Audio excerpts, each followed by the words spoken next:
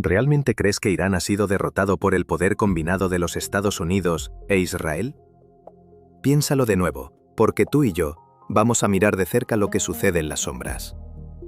Mira esos petroleros estadounidenses envueltos en llamas en el estrecho de Hormuz durante los últimos días. Observa cómo las potencias aliadas se han visto forzadas a retroceder ante el impacto de los misiles iraníes. Por Dios, el mundo entero contiene el aliento mientras los precios del petróleo se disparan y las rutas de suministro colapsan. ¿Quién hubiera imaginado que Irán podría cambiar las reglas del juego de una manera tan espectacular y violenta en este preciso momento del tiempo? Más allá del estrecho de Hormuz, Irán todavía mantiene otras posiciones estratégicas capaces de apretar el puño sobre cualquier nación que se atreva a desafiarlo. Irán no es tan fácil de vencer como sugieren los titulares de la prensa internacional. Ellos están contraatacando con una frialdad calculada y no se detendrán hasta que alguien en la Casa Blanca se vea obligado a hacer concesiones significativas. La guerra ha regresado a esta tierra a través de los siglos, bajo diferentes imperios y distintas banderas, pero el país sigue en pie. No solo se mantiene con una actitud de desafío constante, sino con una continuidad histórica que pocos estados en el mundo moderno pueden reclamar hoy. Los petroleros estadounidenses estallan en llamas mientras intentan cruzar las aguas del estrecho de Hormuz tras ser alcanzados por misiles iraníes de alta precisión. Estas imágenes han dado la vuelta al mundo y han sido reportadas ampliamente en las noticias recientes. Estados Unidos está extremadamente furioso, atrapado en una rabia diplomática y militar. El presidente Donald Trump ya ha amenazado con castigar cualquier ataque futuro que ocurra en Hormuz. También ha pedido a sus aliados formar una coalición para escoltar a los petroleros de forma segura. Pero hasta ahora, ningún país ha respondido al llamado y los barcos siguen ardiendo bajo el sol del desierto sin que nadie pueda evitarlo. ¿Por qué Irán es capaz de silenciar a las principales potencias mundiales en el estrecho de Hormuz de esta manera? La respuesta está escrita en la tierra y el agua. El estrecho de Hormuz no es ancho como prefieren los grandes imperios. Es estrecho, deslumbrante, y está expuesto en puntos donde los petroleros se mueven bajo la neblina del desierto y los buques de guerra parecen entrar en un corredor vigilado permanentemente por los ojos de Irán. Esta geografía se convierte en una palanca letal. Estamos ante uno de los puntos de asfixia energética más vitales del planeta. Más del 70% del petróleo crudo que fluye por aquí tiene como destino final las economías emergentes de Asia. Esta realidad convierte el estrecho en un asunto central de seguridad nacional para potencias como China, Japón e India. En Hormuz, la verdadera fuerza de Irán no reside en tener barcos más grandes que los demás, sino en su flexibilidad, su capacidad de maniobra y el factor sorpresa. La flota de lanchas rápidas de la Guardia Revolucionaria iraní ha infundido miedo en sus enemigos durante décadas. Pueden acercarse rápidamente, creando múltiples amenazas de forma simultánea y obligando a los buques de mayor tamaño a desviar su atención para reaccionar.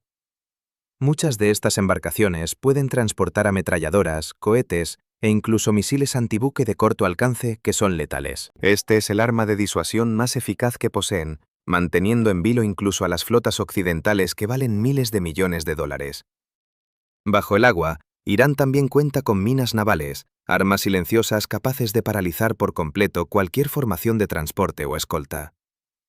En el aire, emplean drones y realizan ataques de hostigamiento contra la Quinta Flota de los Estados Unidos o contra los planes de ataque de largo alcance israelíes. Incluso bajo la presión de la aviación de los portaaviones, de los aviones F-35 o de los misiles Tomahawk, Irán puede amenazar con causar una disrupción en un lugar donde el caos resuena mucho más allá del campo de batalla. El estrecho transforma la geografía en disuasión, y esa disuasión se convierte en una consecuencia global inmediata.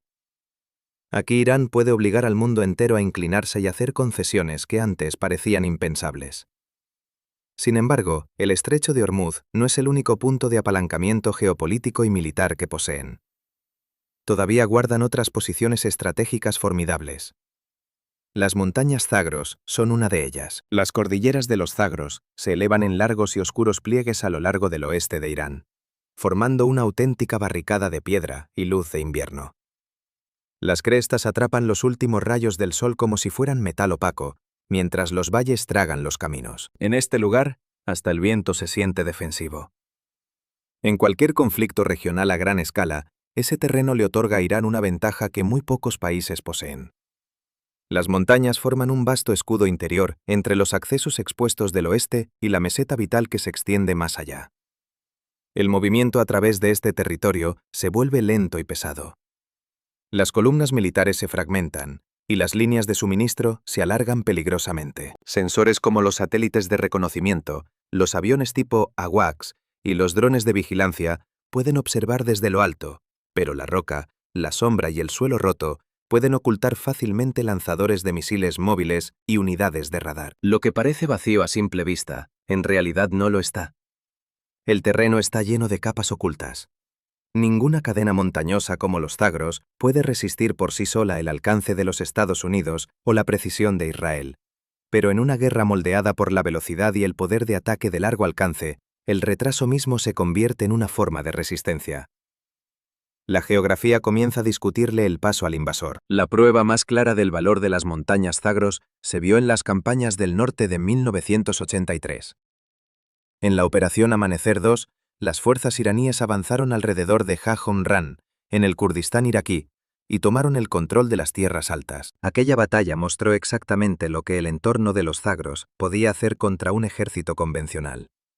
Las líneas de las crestas favorecían las emboscadas, mientras que el movimiento de los blindados se veía totalmente restringido por el relieve. Los helicópteros de ataque eran mucho menos efectivos contra las posiciones cubiertas, y el control de la elevación pesaba más que la potencia de fuego bruta.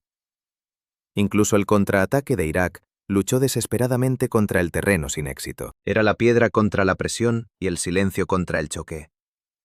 Los Zagros pueden obligar a cualquier enemigo a sentir el peso de entrar en ellos. Bandar Abbas, por su parte, es el centro de todo esto. Aquí es donde el mar se estrecha hacia Ormuz. Cada barco que entra o sale del Golfo Pérsico pasa lo suficientemente cerca como para sentir la presión de la geografía iraní sobre su casco. Para Irán, Bandar Abbas es mucho más que un simple puerto de carga. Es un nudo estratégico vital. Esta es una de las posiciones militares más importantes del país, vinculada directamente al despliegue naval, la vigilancia y la defensa de la costa norte frente a Qeshm, Ormuz y Larak. Desde aquí, Irán puede anclar lanchas de ataque rápido, submarinos, radares costeros, unidades de drones y baterías de misiles antibuque que vigilan el horizonte día y noche, esperando cualquier movimiento en falso. También pueden desplegar lanzadores móviles con un alcance inmediato sobre una de las vías fluviales más sensibles de la Tierra. En cualquier confrontación con los Estados Unidos o Israel, Bandar Abbas le otorga a Teherán una capacidad de compresión táctica única. La distancia se colapsa y el tiempo de advertencia para el enemigo se reduce a casi nada. Incluso bajo la sombra constante de los aviones de los portaaviones, de los ataques de los F-35, de los misiles Tomahawk o de una vigilancia superior, Irán todavía puede convertir este puerto en una plataforma para la presión, la dispersión y la disuasión. La historia ya ha puesto a prueba a Bandar Abbas y los resultados son claros. Durante la Guerra de los Petroleros en la década de 1980, la violencia obligó a los Estados Unidos a realizar operaciones de escolta y luego a entrar en combate naval directo con Irán en la Operación Mantis religiosa. Aunque esa batalla expuso las vulnerabilidades de Irán en aquel momento, también demostró un punto mucho más grande y alarmante. La presión que emana de las aguas alrededor de Ormuz podría arrastrar a una superpotencia a una confrontación costosa y desestabilizar todo el comercio mundial. Incidentes más recientes refuerzan esta lección. En 2015, las fuerzas iraníes desviaron el buque Maersk Tigris cerca del estrecho, obligando a los Estados Unidos a vigilar más. En Bandar Abbas, la línea de la costa no se limita a mirar hacia el Golfo, sino que parece apretar con fuerza la garganta de las consecuencias globales. Tú y yo hemos sido testigos de un despliegue de poder militar que busca asegurar el futuro de Irán, pero ahora debemos ir más allá del acero y las armas. Vamos a sumergirnos en los restos del pasado para entender cómo esta nación ha sobrevivido a las guerras más brutales de la humanidad. Persépolis se eleva desde la meseta iraní como el recuerdo de un imperio tallado en piedra, donde las columnas aún resisten contra un cielo pálido y el viento susurra entre las ruinas de lo que alguna vez fue el centro del mundo conocido. Es como si las voces de los antiguos nunca hubieran abandonado del todo este lugar sagrado. Hace más de 2500 años, este era el corazón ceremonial del imperio aqueménida, construido por reyes legendarios como Darío y Jerjes. Delegaciones de 3 continentes llegaban aquí para rendir tributo bajo relieves imponentes que aún sobreviven hoy, a pesar del paso del tiempo. Pero Persépolis también lleva grabadas las cicatrices de la conquista. En el año 330 antes de la Era Común, los ejércitos de Alejandro Magno capturaron la ciudad y quemaron sus palacios en una noche que se convirtió en leyenda negra. Fue un golpe devastador que pretendía borrar un legado por completo. Las llamas consumieron los techos de cedro y los salones revestidos de oro. Pero las terrazas de piedra y las puertas colosales resistieron el fuego. Incluso la destrucción total no pudo borrar los huesos del imperio. Pasaron los siglos y los imperios colapsaron uno tras otro. Las invasiones barrieron Persia, desde las conquistas árabes hasta las tormentas de los mongoles que lo arrasaron todo. A través de todo ese caos, Persépolis permaneció allí, desgastada y rota, pero nunca desaparecida del todo. Hoy, el sitio no se alza como un simple palacio en ruinas, sino como una prueba de resistencia. Las guerras pasaron, el fuego llegó y los imperios se desvanecieron, pero Persépolis sigue ahí. La tumba de Ciro el Grande se alza solitaria en la llanura de Pasargadae, un monumento de piedra pálida que es simple y severo a la vez. 6 escalones que ascienden y una cámara silenciosa sobre ellos, sin muros que la protejan, sin un ejército que la guarde, solo el susurro del viento recorriendo la meseta iraní. Hace más de 2500 años, Ciro fundó el imperio aqueménida, uno de los reinos más vastos que el mundo antiguo jamás hubiera visto. A diferencia de los tiranos, Ciro mantuvo su poder respetando las religiones y las culturas de los pueblos que conquistaba. Por eso el espíritu nacional iraní es tan duradero. No se basa en la etnia, sino en una identidad compartida. Sus ejércitos cruzaron desiertos y montañas, conquistando Lidia, Babilonia y tierras que se extendían por 3 continentes enteros. Cuando el rey murió alrededor del 530, antes de la Era Común, su tumba fue construida como un recuerdo eterno, una pequeña casa de piedra destinada a perdurar más allá del poder político. Luego llegó Alejandro de Macedonia, quemando Persépolis y destrozando el imperio que Ciro había creado con tanto esfuerzo. Pero cuando Alejandro llegó a esta tumba, la historia registra algo inesperado. El conquistador ordenó que fuera protegida de inmediato. Incluso sus enemigos reconocieron la gravedad de este lugar. El imperio había caído, pero la tumba seguía allí. Los imperios colapsaron, las capitales ardieron y las fronteras cambiaron una y otra vez en un ciclo eterno de caos. Pero aquí, en la llanura abierta, el lugar de descanso de Ciro el Grande todavía permanece en pie, en un silencio absoluto, inquebrantable, como si estuviera susurrando secretos al viento. Ustedes y yo estamos hoy ante un enigma de resistencia pura. Lejos, hacia el sur, otro superviviente emerge de la arena del desierto. Esta vez no es mármol ni escalones reales, sino una ciudad entera construida con la tierra misma. Argebam. Por casi 2000 años, esta fortaleza de barro protegió el borde de la meseta iraní, con sus muros de ladrillo subiendo por la colina como olas endurecidas por el sol. Las torres de vigilancia escaneaban incansablemente las rutas del desierto en la mítica ruta de la seda, buscando cualquier rastro de peligro. Los comerciantes pasaban por sus puertas cargando seda, especias y relatos de imperios lejanos que hoy solo viven en los libros. Bam no era simplemente un pueblo, era un escudo, una ciudadela del desierto donde las caravanas finalmente podían respirar tras cruzar el vacío asfixiante del este de Irán. La guerra visitaba esta frontera con frecuencia, trayendo incursiones nómadas y rebeliones regionales que buscaban sangre. Cada siglo dejó cicatrices en los muros de la fortaleza, marcas de un pasado violento. Sin embargo, Argebam resistió y se negó a desaparecer. Entonces llegó el desastre que ningún ejército, por poderoso que fuera, pudo entregar. En el año 2003, un terremoto devastador golpeó Bam y destrozó gran parte de la ciudadela en cuestión de segundos. Las torres se derrumbaron y los muros se plegaron sobre sí mismos, convirtiéndose en polvo. Por un momento, pareció que la historia misma finalmente se había desmoronado bajo el peso de la tierra. Pero Argebam no terminó allí. Equipos internacionales regresaron y los ingenieros iraníes reconstruyeron los muros antiguos ladrillo por ladrillo. Hoy la fortaleza se alza de nuevo desde la llanura, cicatrizada pero viva, demostrando que los monumentos más profundos de Irán no se borran fácilmente por ninguna tragedia. La plaza Nag-e-Jahan se abre ante nosotros como un escenario vasto y majestuoso en el corazón de Isfahán. Arquerías de piedra se extienden en una simetría perfecta, mientras las cúpulas se elevan sobre el horizonte como joyas azules. El espacio se siente extrañamente tranquilo hoy, casi fuera del tiempo. Imaginen este lugar en el siglo XVII, bajo el mando de Shah Abbas, cuando Isfahán era una de las capitales más grandiosas del planeta. Mercaderes de Europa, India y Asia Central llenaban las calles de vida. Las ceremonias reales inundaban la plaza y los partidos de polo retumbaban en el suelo abierto.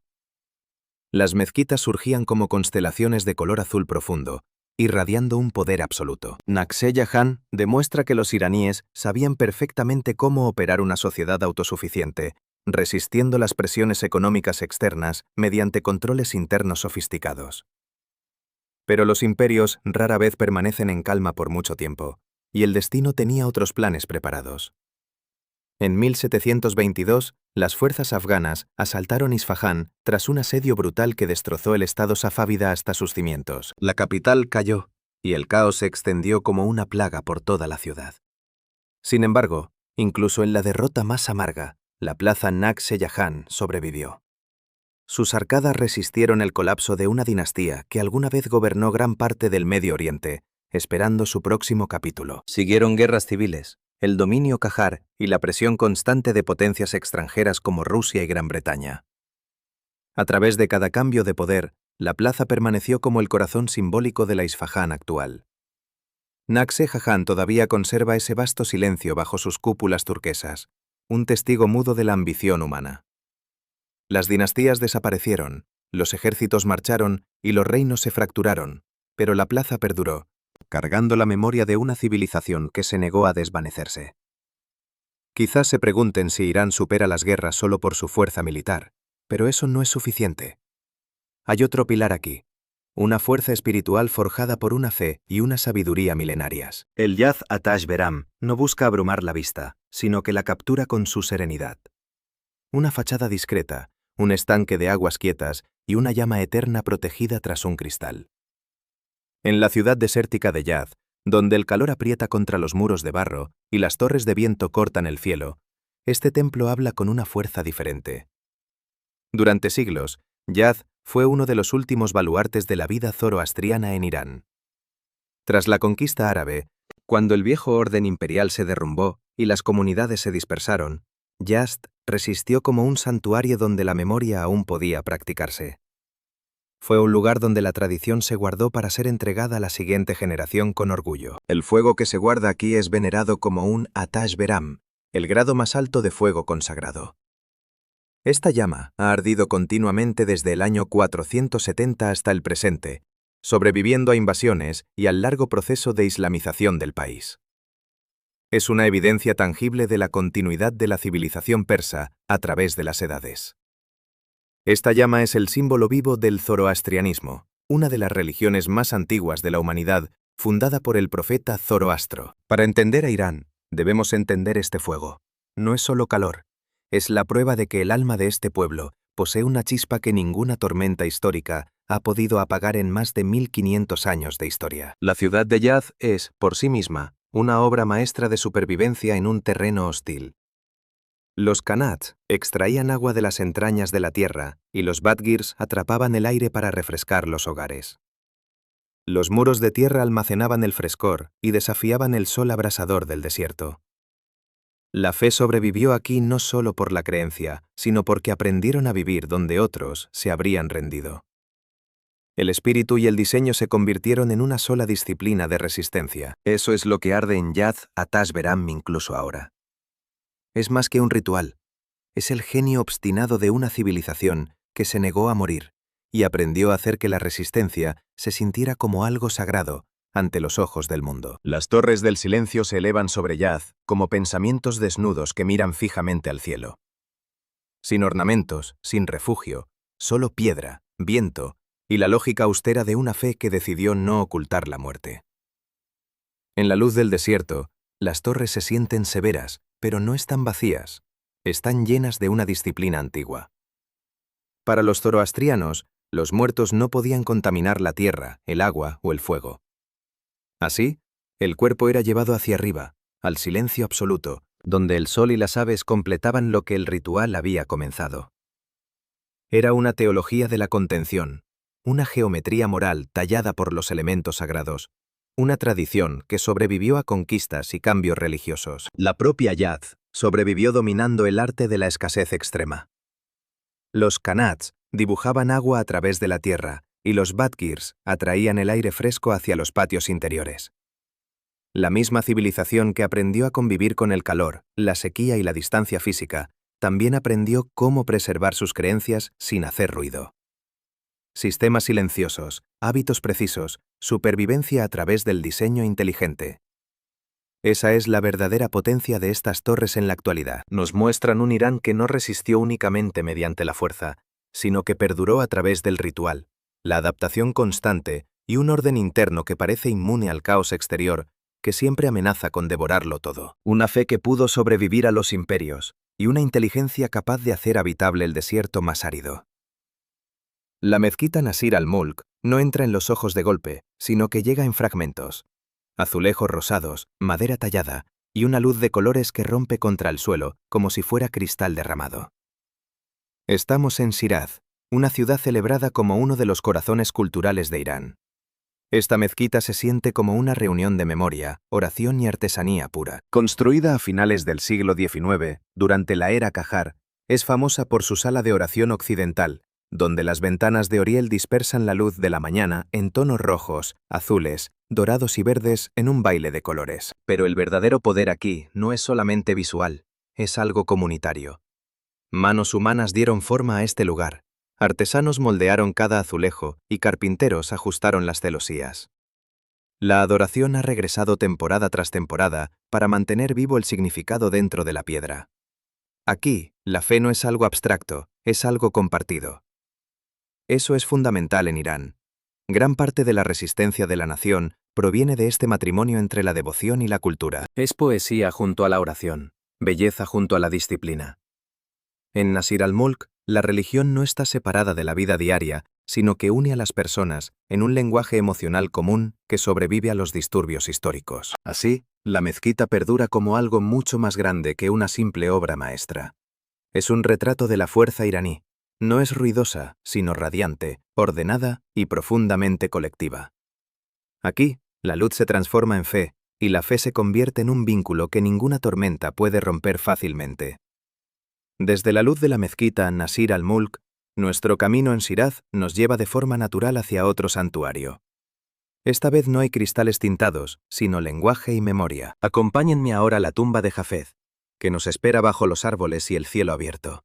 Es un lugar donde la poesía se ha convertido en algo muy cercano a la oración, un espacio donde las palabras todavía tienen el poder de sanar. Aquí los iraníes no se reúnen en torno a la idea de un imperio o de conquistas, sino en torno a una voz. Hafez, el maestro de la estrofa lírica del siglo XIV, sobrevivió a la turbulencia política y a las intrigas de la corte de su época, y sus palabras perduraron mucho más allá de todo eso. Pasaron los siglos, cayeron las dinastías y las invasiones llegaron, pero su poesía permaneció en los hogares, en las escuelas y en el susurro de la gente. Ese es su verdadero poder, pertenece a todos. La tumba no es solo un sepulcro. Es un punto de encuentro vital donde las personas vienen a buscar respuestas que el mundo moderno a menudo olvida darles entre tanto ruido y confusión. Los ancianos abren el diván de Jafez buscando guía, y los jóvenes hacen lo mismo. En ese ritual cotidiano, la cultura se transforma en comunidad y la literatura se vuelve continuidad. Una nación se recuerda a sí misma no solo a través de monumentos de piedra, sino a través de versos compartidos entre generaciones. La fuerza espiritual de Irán nunca ha residido únicamente en la religión o en la cultura, sino en el vínculo profundo que existe entre ambas. Es belleza, reflexión y sentido de pertenencia.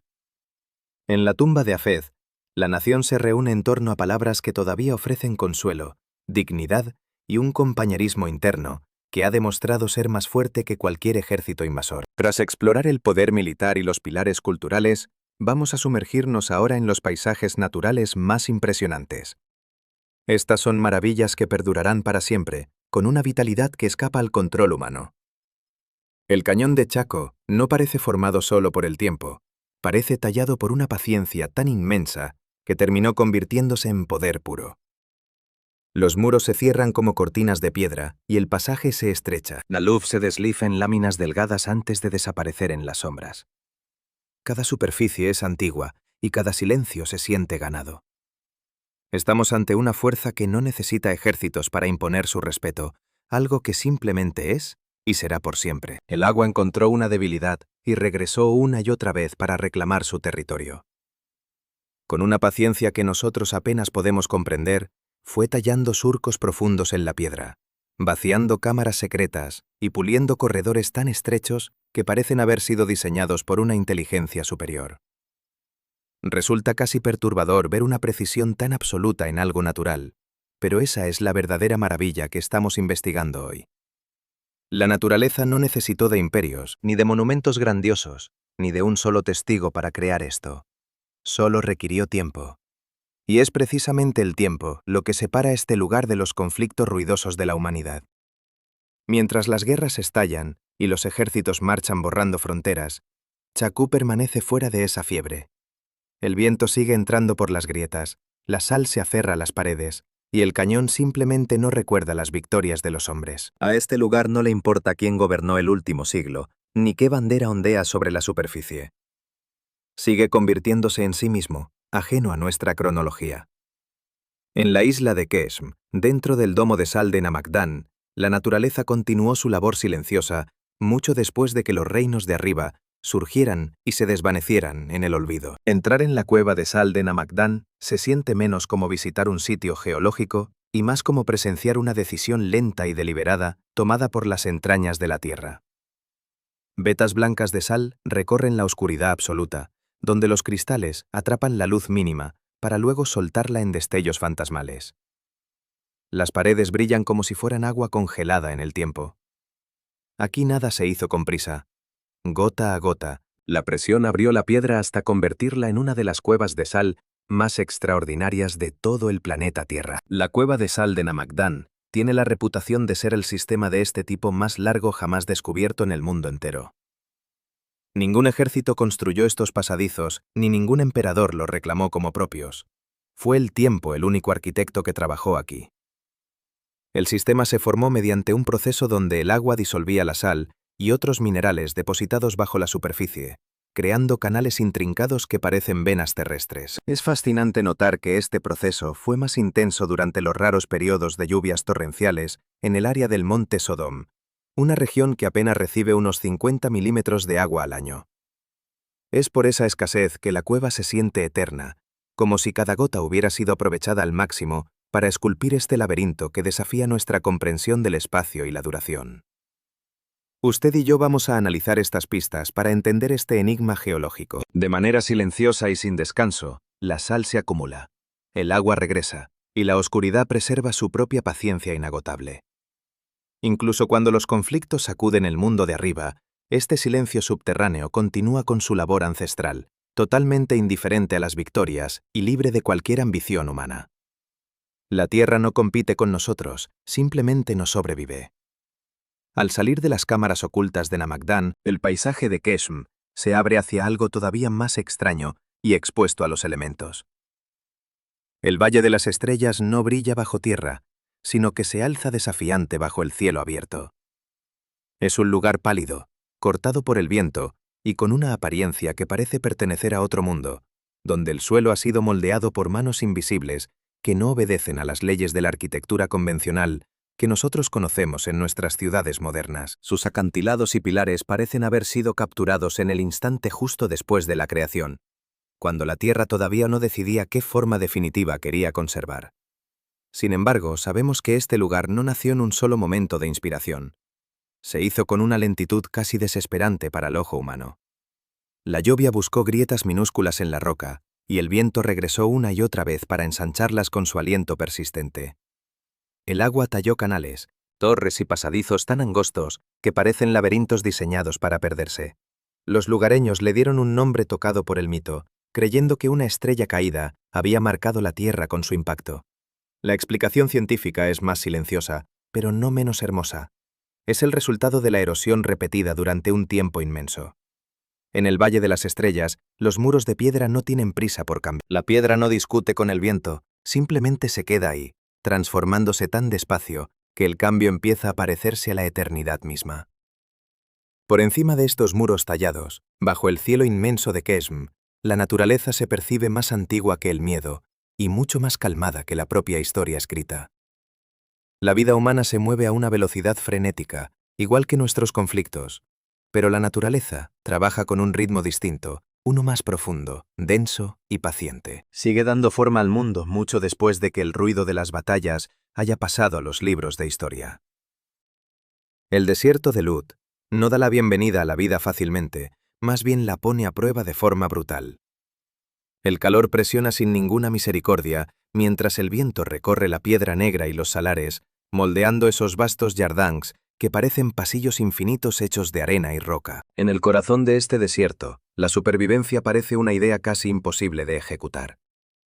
Por eso, la gente que habita estas tierras aprendió una sabiduría mucho más dura y resiliente. Vivieron en los márgenes y lograron que esos bordes florecieran contra todo pronóstico. A través de las tierras áridas de Irán, cerca de desiertos tan hostiles como el Lut, las comunidades no perduraron intentando derrotar al clima, sino entendiéndolo a la perfección. Diseñaron los qanats, canales subterráneos que transportaban el agua de las montañas a lo largo de muchos kilómetros, sin exponerla nunca al sol abrasador. Construyeron todo eso con la propia tierra, muros gruesos de adobe que frenaban el avance del calor y patios internos que retenían la sombra como un tesoro sagrado. Aquello no era solo técnica, era un pacto de supervivencia con el entorno que hoy investigamos con asombro. Los badgirs, esos atrapavientos tan característicos del Irán desértico, succionaban el aire fresco hacia el interior de las casas y enfriaban las habitaciones sin necesidad de motores, sin ruido y sin generar desperdicios. Aquí, la inteligencia se convirtió en refugio y la paciencia en arquitectura pura. Nunca fue solo un triunfo de la ingeniería, sino un logro profundamente comunitario que nos da pistas sobre su resiliencia. Los qanats requerían trabajo compartido, mantenimiento constante y reglas estrictas para la distribución del agua entre todos los vecinos. En paisajes donde un solo error podía significar morir de sed, la supervivencia dependía por completo de la disciplina y de la confianza mutua. Los pueblos se mantenían unidos porque no tenían otra opción, incluso en los bordes más severos y peligrosos del desierto de Lut, donde la naturaleza no perdona el egoísmo ni la falta de previsión. Si giramos nuestra investigación hacia el norte de Irán, encontramos un tipo de resiliencia completamente diferente, pero igual de intrigante. El pueblo de Masulé surge entre la niebla y la lluvia constante de la montaña. Aquí, las laderas verdes reemplazan a la arena y la bruma densa toma el lugar del resplandor solar, pero la historia de fondo sigue siendo la misma. Se trata de personas aprendiendo a pertenecer a un paisaje difícil y convirtiendo esa lucha diaria en su propia identidad. Masulé no es un asentamiento ordinario. El pueblo sube por la ladera de la montaña en terrazas tan ingeniosas que el techo de una casa se convierte automáticamente en el patio o el camino de la casa de arriba. Las paredes siguen la pendiente natural y una arcilla de color amarillo cubre las fachadas para que sigan siendo visibles incluso cuando la niebla de la región se vuelve impenetrable. Esta es una arquitectura moldeada no por la vanidad o el deseo de exhibición, sino por la sabiduría local acumulada durante siglos de convivencia. Es una comunidad construida para vivir de forma cercana, cuidadosa y siempre a la vista de los demás. Esa cercanía casi obligatoria es lo que le dio a Masulé su carácter único. No es solo un pueblo pintoresco, es un organismo social vivo que respira al ritmo de la montaña. El bazar, la mezquita y los barrios agrupados empujan la vida cotidiana hacia los espacios comunes. La gente de aquí conserva raíces culturales talish y gilaki, protegiendo su herencia con un orgullo silencioso que ha resistido el tiempo. Por otro lado, Bada Besurt parece algo demasiado deliberado para ser natural.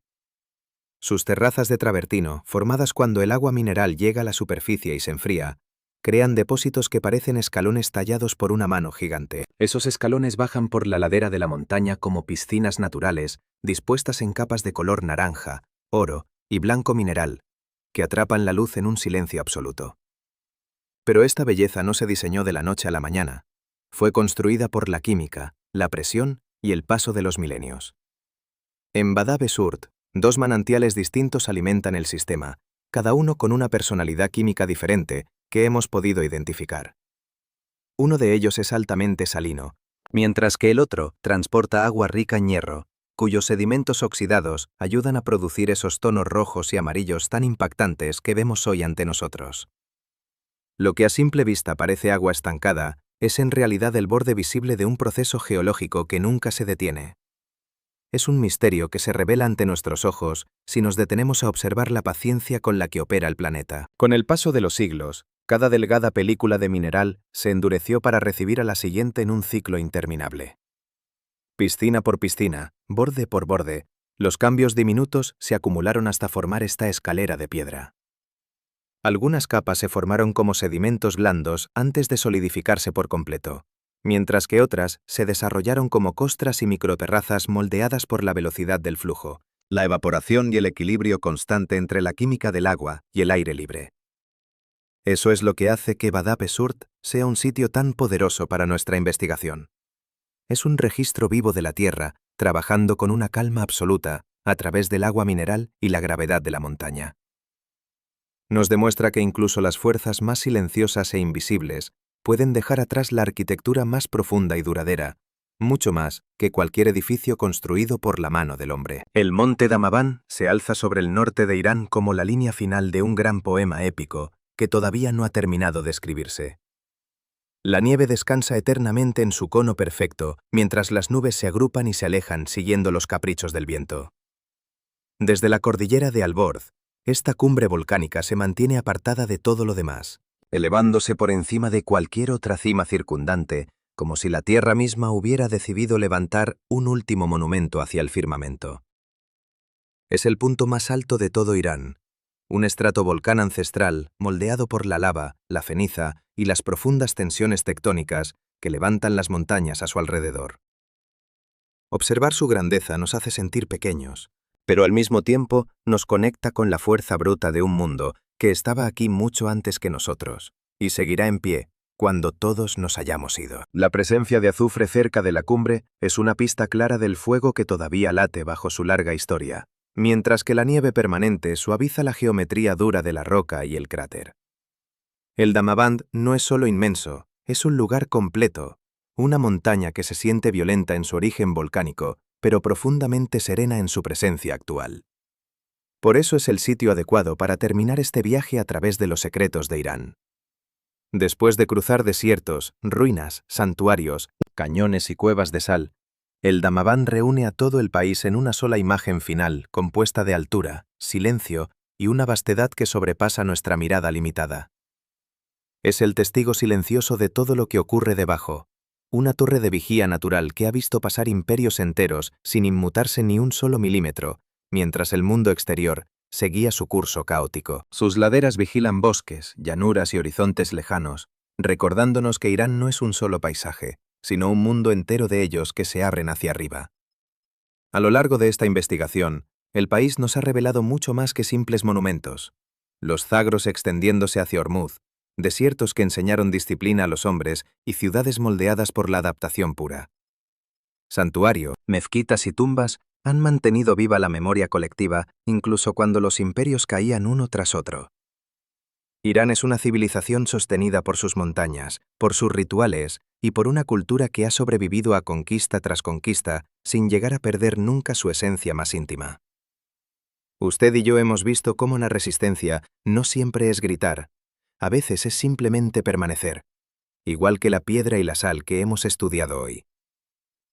Este caso de supervivencia cultural sigue abierto. Es por toda esta historia acumulada que la presión externa, por sí sola, nunca podrá conquistar este lugar por completo. Ni desde los Estados Unidos, ni desde Israel, ni desde cualquier potencia que solo vea objetivos militares, fronteras en un mapa y fuerza bruta.